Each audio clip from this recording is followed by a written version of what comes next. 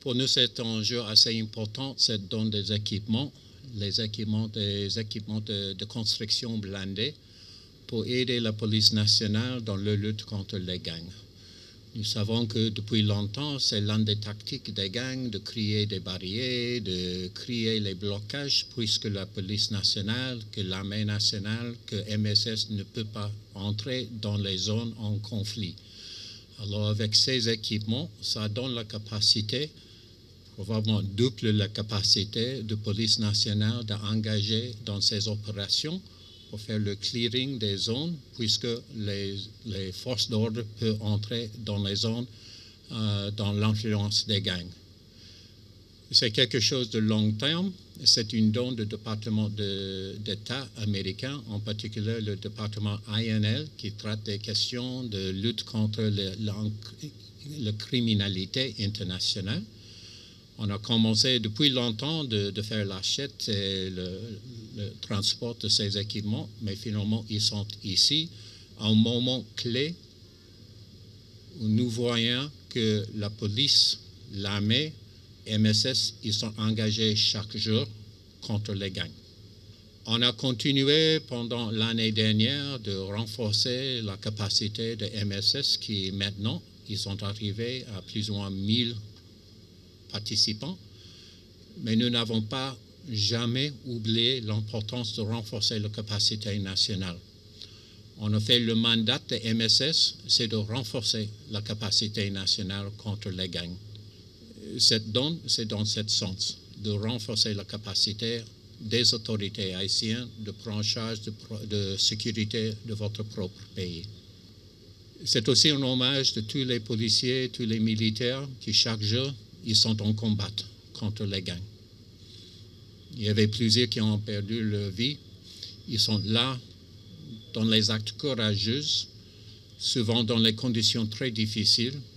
Et c'est vraiment un hommage de tous les Haïtiens qui sont en combat contre les gangs.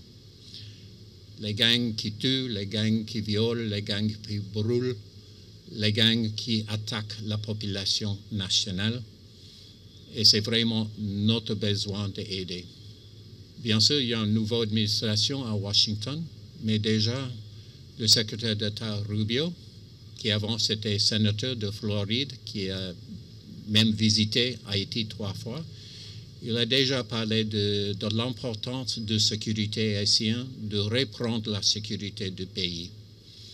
Et je pense que cette don aujourd'hui, c'est un signe visible de renforcer l'intention du gouvernement américain de continuer d'aider dans la sécurité nationale d'Haïti. Alors encore, j'espère que ces équipements soient utilisés en faveur du peuple haïtien, je suis sûr, qui peut aider les vies des citoyens, qui peut aider les vies des soldats, des policiers qui sont en combat contre les gangs.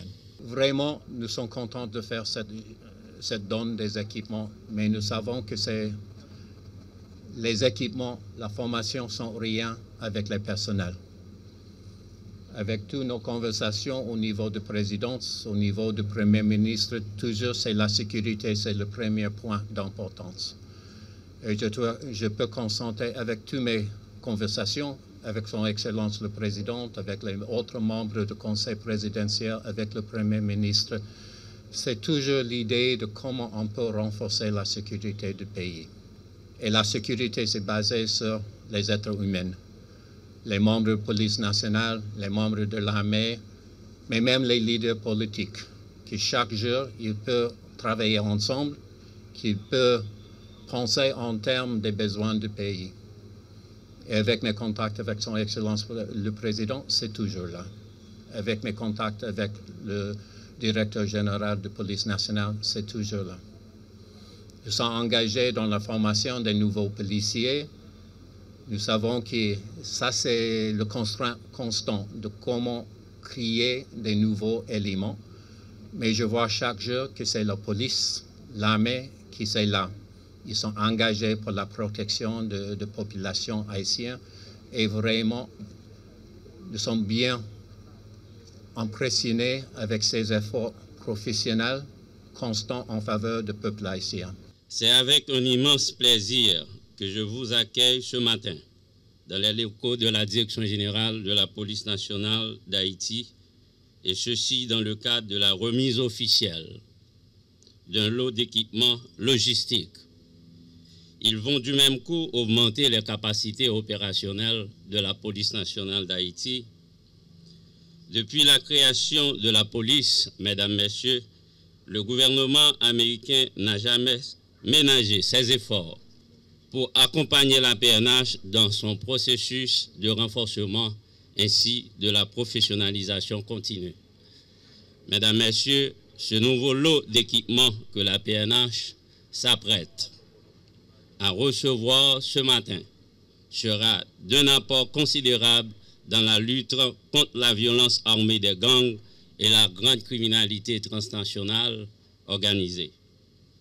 Mesdames, messieurs, ce lot d'équipements comprend 9 véhicules, dont 7 de marque Toyota et 2 de marque Ford Explorer, un lowboy, 2 loaders, 2 camions, 600 fusils et 2 autres engins lourds.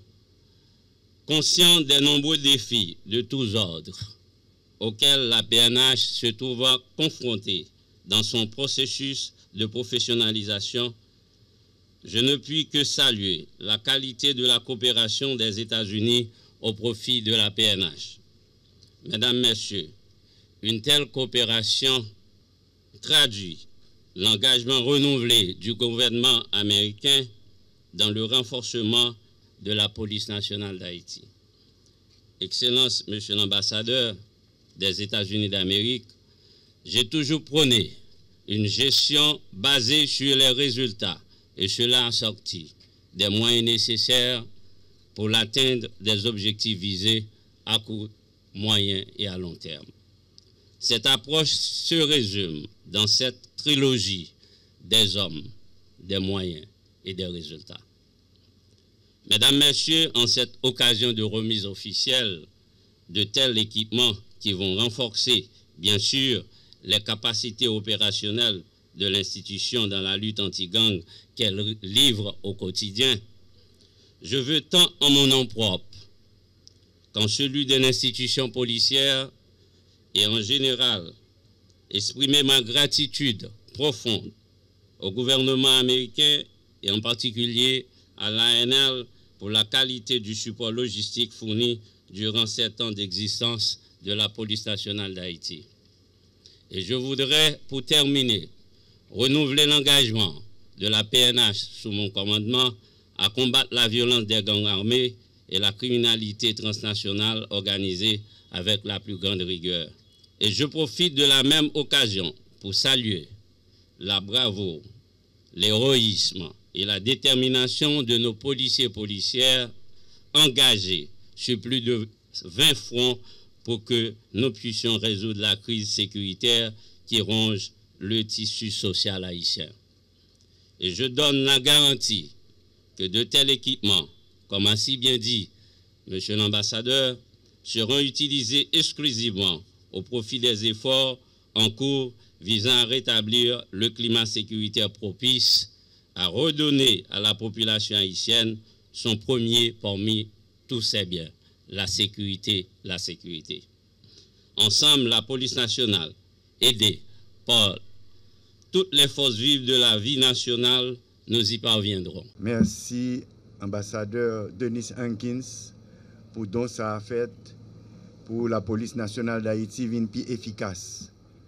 Son don qui est équivalent à 6 millions de dollars, qui gagne des bulldozers, des low-boys, des têtes camions toutes blindées, qui gagne 9 véhicules parmi lesquels il y a Toyota là-dedans et puis il y a l'autre équipement tout. Donc c'est un moyen pour renforcer la police nationale dans la lutte que l'a fait contre bonne armée et n'a remercié les États-Unis à travers l'ambassadeur Hankins qui fait don ça pour augmenter la sécurité dans le pays.